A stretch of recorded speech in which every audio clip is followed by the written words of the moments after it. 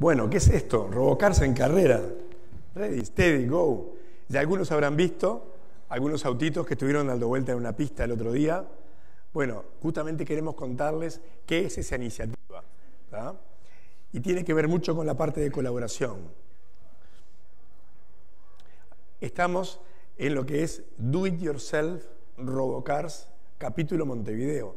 Do It Yourself Robocars es una iniciativa que surgió en Estados Unidos y que existe en muchas partes del mundo. Hay más de 50 grupos trabajando en Estados Unidos, también hay en Europa, en China, en Japón, en Australia, en Canadá. En muchos lugares están trabajando con autitos como estos.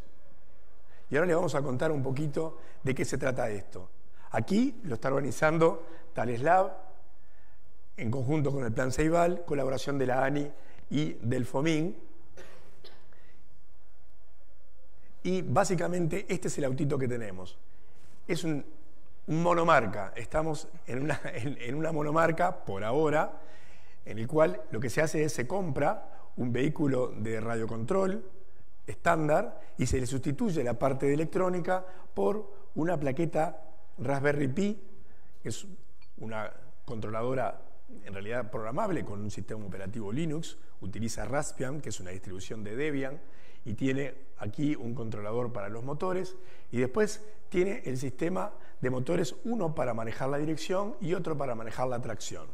Entonces, el software que utilizamos es un software open source del MIT, utilizamos Python como el lenguaje de programación, Raspberry Pi como principal hardware, Keras y TensorFlow, porque esto trabaja en lo que sería la aproximación end-to-end que hablamos en la charla anterior.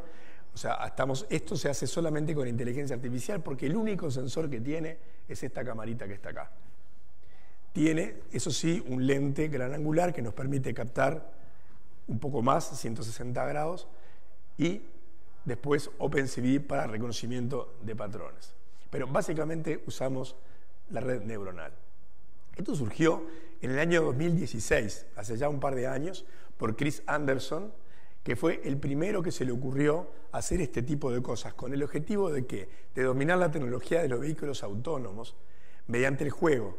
O sea, uno puede con esto utilizar redes neuronales, mejorar los algoritmos de las redes neuronales, aprender a obtener datos y poder manejar esta tecnología para después aplicarla a otras cosas de la vida cotidiana. Después, en el año ya 2017, se montaron otras pistas más, se sumó mucha más gente, los vehículos empezaron a ser un poquitito más complejos. Ya en marzo del 2017 se llegó al modelo de Donkey 2, que es el que tenemos ahora, que es el que utilizamos. Observen que esto es algo impreso en 3D y uno puede trabajar con esta monomarca, pero también tiene la libertad de poder crear sus propios vehículos y sus propias categorías. En el grupo que recién empezamos, todavía estamos con este auto inicial. Y aquí tenemos el primer meetup. Aquí tenemos uno de los vehículos funcionando. Hicimos una pista en el LATU, en el Salón del Emprendedor, donde hubo mucha gente invitada, y empezamos con gente de facultades, de empresas, pero esto está abierto a todo público, cualquiera que tenga ganas de programar y le interese jugar, porque esto después hacemos competencias, ¿no? Por supuesto, la primera vez no hubo competencias, la segunda vez ya vieron algunos con algunos autitos, y bueno, la tercera vez, que va a ser más o menos dentro de un mes, ya ahí esperamos que haya algunos competidores que presenten autos corriendo, ¿verdad? Acá hay sentados varios de los que intervienen, por eso hago el chiste. Y aquí tenemos los autitos corriendo, manejándose solos. Ahí están en forma autónoma. Bueno, algunos más autónomos que otros, ¿no?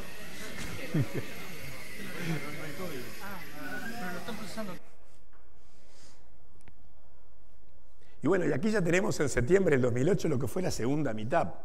Ya ven que ahí hay otros vehículos que están acá con otros tipos de sensores. Ya tenemos acá lo que son los boxes y los vehículos prontos para la carrera. Y cada vez se está sumando más gente. En estos momentos tenemos alrededor de 150 personas anotadas en el meetup. Los meetups es la forma que utilizamos para que cada uno se pueda inscribir y que pueda participar de esto.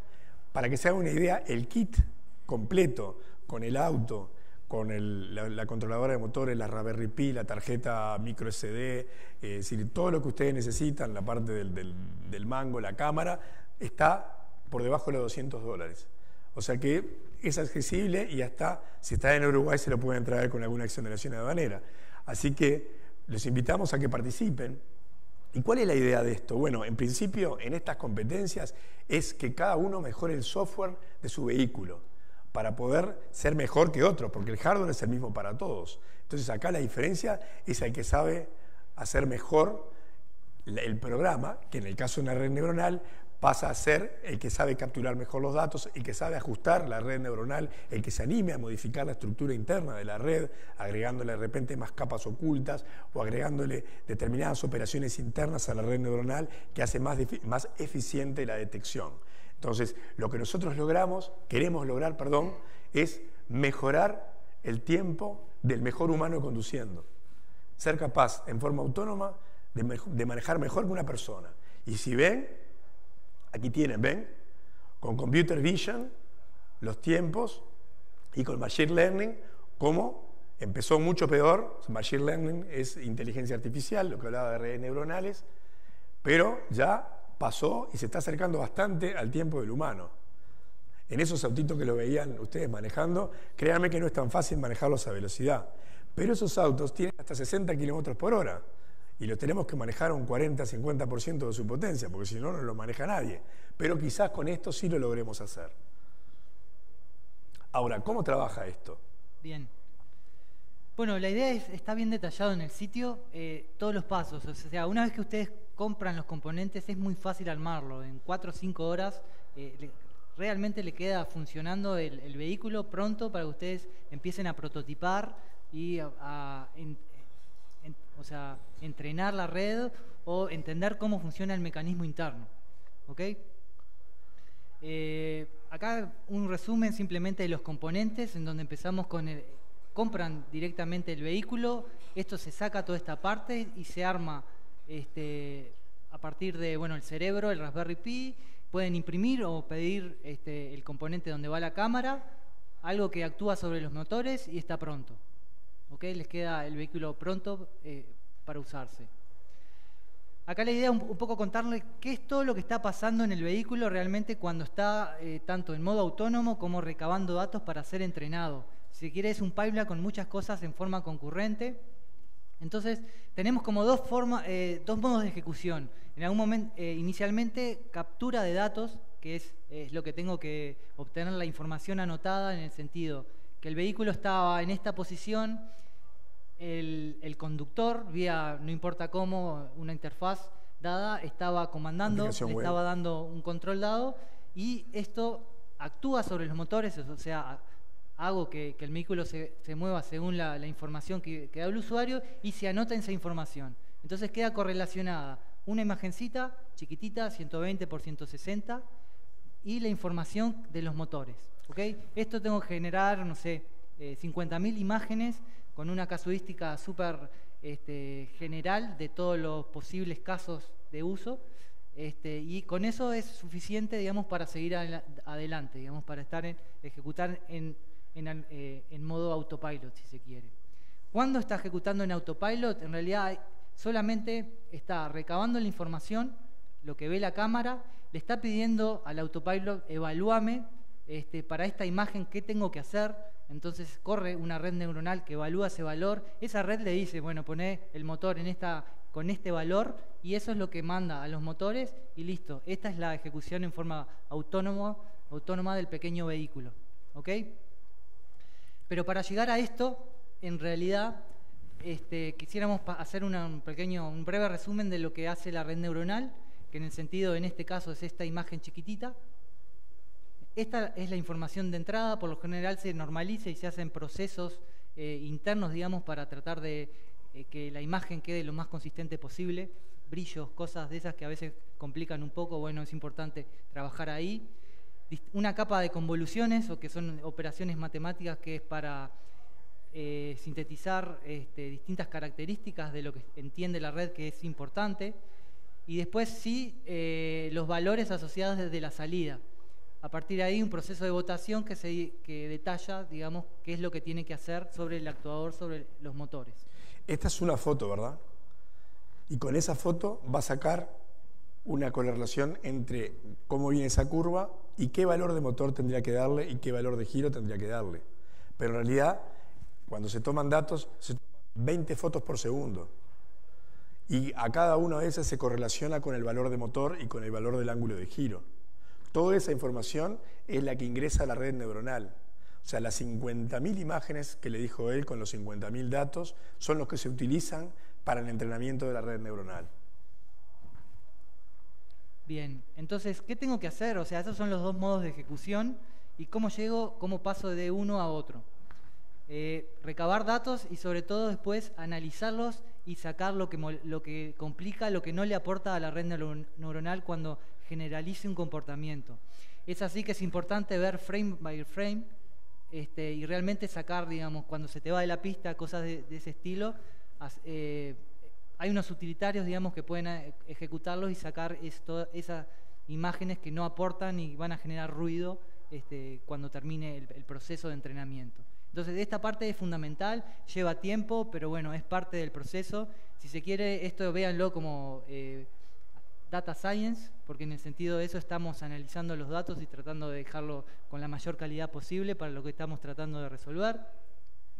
También algo que se hace es la augmentación de datos, que es generar, a partir de la información base que yo generé, me invento nuevos datos para que sea mucho más robusto la red que genere. Entonces puedo jugar con brillos, que pasa, supongamos que invento que estaba sobre nieve, invento sobre que estaba en distintos usos, en distintos horarios, en la misma posición.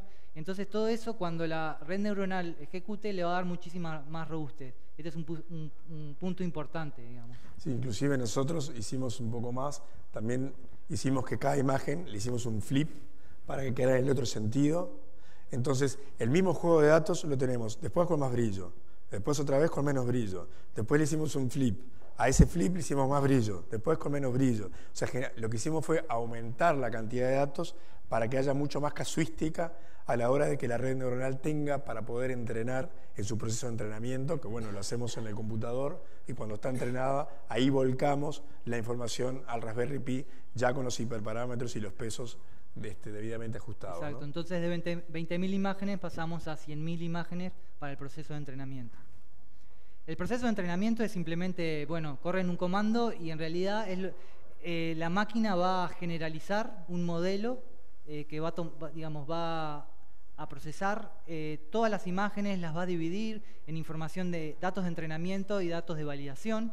Entonces va a iterar muchísimas veces hasta que la diferencia del error sea menor a un valor que yo le defina, digamos, a cierto grado de confianza. Aquí donde dice pérdida total, pérdida del ángulo y pérdida del motor, o sea, está tomando el valor que debería ser con el valor que efectivamente la red fue logrando.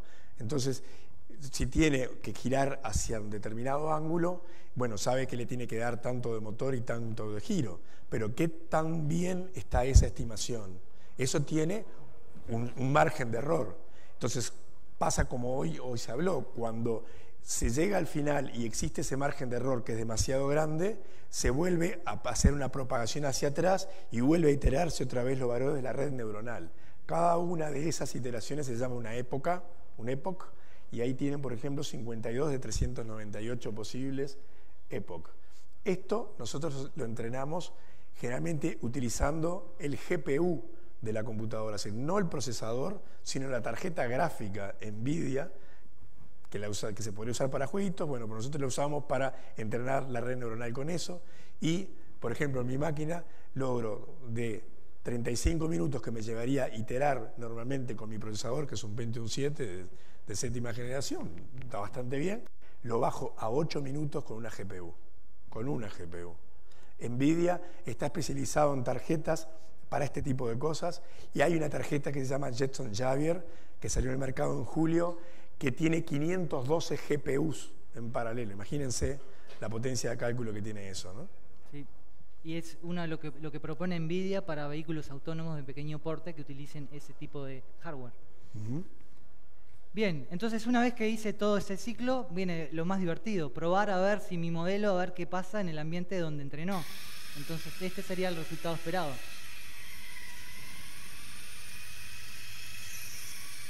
Sí, bastante bien. Esta es la primera pista que armamos también en la entrada del edificio de los Tilos. Bueno, no salimos nosotros, parece que hubiéramos estado controlando, pero no, créanos que esto está andando solo, ¿no?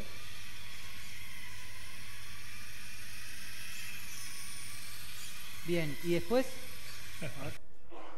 Y nos pasó que después de tantas vueltas y vueltas y vueltas y vueltas que dio, nos encontramos con esto. Quedó tan loco que empezó a desvariar. Ya estaba en autónomo y ya no está en un sueño, sabía. ¿no? Está como, algo raro. El auto ya no sabe ni lo que está haciendo, ¿no? Esa es la misma pista, todo. Digamos. Bien, entonces eso es el pipeline general, digamos, de cómo hacerlo funcionar. Después es lo que decía Rodolfo, bueno, ¿dónde puedo tocar para mejorar? Y hay muchísimas opciones. Por un lado, la simulación es importante, en el sentido que todo el software, o sea, ustedes lo pueden simular, entonces pueden iterar rápidamente a nivel de simulación, hacer cambios, evaluar en simulación y después eso pueden probar ya resultados ya analizados en simulación en los vehículos. ¿Cómo evalúan si un modelo es bueno o no? En esta parte de lo que es el entrenamiento, por ejemplo, este sería un mal modelo, en el sentido que se iteró muchísimas veces. Vean que lo que se entrenó, el error fue disminuyendo, pero después cuando se comparó con la información de test que está separada, una no se conoce con respecto a la otra, hay un gap enorme. Eso quiere decir que debería la aproximarse, red... ¿no? ¿Cómo? Debería aproximarse una a la otra. Esto sería un entrenamiento muchísimo mejor candidato a ejecutarse en el vehículo. ¿Ok? Este es un punto, este es el punto básico a decir, esta red califica. ¿Ok? Otro punto es visualmente. O sea, ustedes tienen la información anotada de qué es lo que pasó. Entonces, una vez que tienen la red, pueden comparar la red, ver... los datos anotados versus evaluados con lo que acaban de entrenar. ¿Ok? Entonces es también una forma visual de ver, digamos, si mi red ajusta o no, si esas liñitas tienen que ajustar, que lo más paralelas posibles, digamos, eso sería una red bien entrenada. Otra forma también es con grafiquitas, en el sentido de que yo también evalúo y valido de que mi información de test ajusta a lo del entrenamiento dado. Entonces ahí lo estamos viendo también, autopilot versus user, y bueno, si hay un gap importante, esto les puede dar un detalle, decir que ciertas secciones la red no tiene confianza. Entonces ustedes pueden decir, acá hay que detectar dónde es eso, correlacionarlo con, de repente es una curva, entonces tienen que sacar más información de esa curva, tienen que argumentar más. Son como distintas estrategias que pueden seguir. Otra forma, y relacionado con esto, es sacar un histograma para saber cómo están distribuidos sus datos. Acá lo que estamos viendo es que está yendo en línea recta muchísimo tiempo. De repente el 80% está en línea recta. Entonces esto para una red robusta no es tan importante. Puedo sacar información, eliminarla y empezar a tratar de que me genere una gráfica tipo Gauss. Capaz que esta pista no es buena porque tiene pocas curvas y el auto está la mayor parte del tiempo con un ángulo cero, que dice que está en línea recta. Entonces tendría que buscar una pista donde tenga más curvas. Estos datos probablemente los hayamos sacado con aquella pista que era prácticamente un óvalo. Exacto. Y este otro caso es el caso del motor. Como ven, la mayor parte del tiempo el motor estuvo al máximo, ¿ah? Y solamente varió las velocidades en muy pocas partes. Esto también te puede dar una indicación de que la pista no está tan buena, porque si el auto puede andar siempre al máximo de velocidad es porque no tuvo muchas dificultades. Entonces, quizás con más curvas puedas tener una casuística mucho mejor para entrenar el auto. Exacto.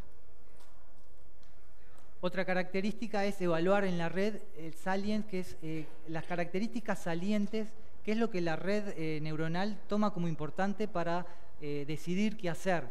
Entonces, en este caso tomamos las 3 imágenes, noten, ahí va, en la parte superior, eso es lo más importante que detectó la red neuronal para tomar una decisión. Entonces, eso está muy mal. Básicamente, está fuera de la pista, ¿no? La pista exacto. Está acá abajo. Si personas o cualquier cosa se ponen ahí adelante, quiere decir que la red neuronal va a hacer cualquier cosa. No sabés qué va a hacer en realidad. Entonces, eso fue una de las ideas que nos dio para decir, bueno, en realidad tomemos una región de interés. A mí no me importa todo lo que ve la cámara, a mí me importa qué es lo que ve relacionado a las líneas donde tiene que moverse. Entonces recortamos la región de interés para quedarnos con la parte inferior, incluso recortar, hacer un cropping mucho más detallado. Corrimos exactamente lo mismo y noten que ahora sí, es mucho más ajustado lo que está viendo. Incluso hay muchas cosas mejoras para hacer, en el sentido que hay muchos reflejos que le están complicando un poco. ¿Ok? Entonces esos son puntos, digamos, todos puntos para mejorar y hacer que sea muchísimo más robusto mi modelo. Bien. Bueno, otras cosas que también se pueden mejorar es, por ejemplo, acá tenemos una interfase web en el cual usamos un pad para poder manejar el auto y acá estamos viendo la información de la cámara. Pero evidentemente es bastante difícil manejar con una interfase web, porque con el dedo no se puede manejar bien. Entonces lo que hicimos fue agregar un joystick de PlayStation 3, buscamos la forma, encontramos que en la misma página ya había habido gente con el problema y teníamos la forma de solucionarlo. Hay un Slack, o sea, un canal de comunicación como un foro, donde todo el mundo va poniendo las experiencias buenas y malas. Otra cosa en la cual se puede mejorar es agregarle aquí algoritmos de computer vision, o sea, de detección de imágenes que funcionen además de la red neuronal. Se puede mejorar la estructura de la red neuronal, se puede agregar más sensores, por ejemplo, LiDARs o sensores giróscopos y acelerómetros. Se puede inclusive manejar distintos tipos de red neuronal. Por ejemplo, utilizar redes neuronales que ya estén entrenadas y se le cambia solamente las primeras capas, que son las capas iniciales de las entradas, y las capas finales, que son las totalmente conectadas y clasificadoras, pero todo el entrenamiento del tipo de líneas se puede utilizar con datasets que nos bajemos de alguien que entrenó millones y millones y millones de imágenes, de cualquier cosa, pero aprendió a detectar patrones, franjas, puntos, rayas de imágenes. Y eso nos puede servir para detectar nuestros trazos de pista.